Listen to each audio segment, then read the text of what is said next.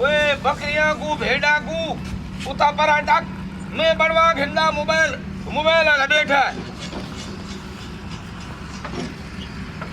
अस्सलाम वालेकुम भाइयों। वालेकुम सलाम। की गल है? ये मेरा ही मोबाइल मेरा घर वाला राब्ता खत्म थी गया है। अच्छा को समझ नहीं आती पता नहीं को क्या बनया है। मैं हैदराबाद गया तो चरा तो थी निंद साढ़े इलाके इता भेड़ा अपनी लइयन ओ खड़ा दुए अपने भाईवाल को आ गल सुन मेरी।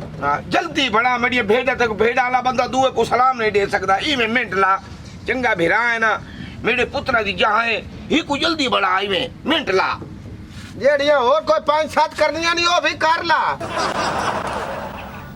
बोलदा नहीं पिया।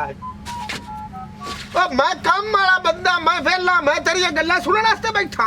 मैं तो मोबाइल दिता ते मैं उसे वे सही कर छड़ना।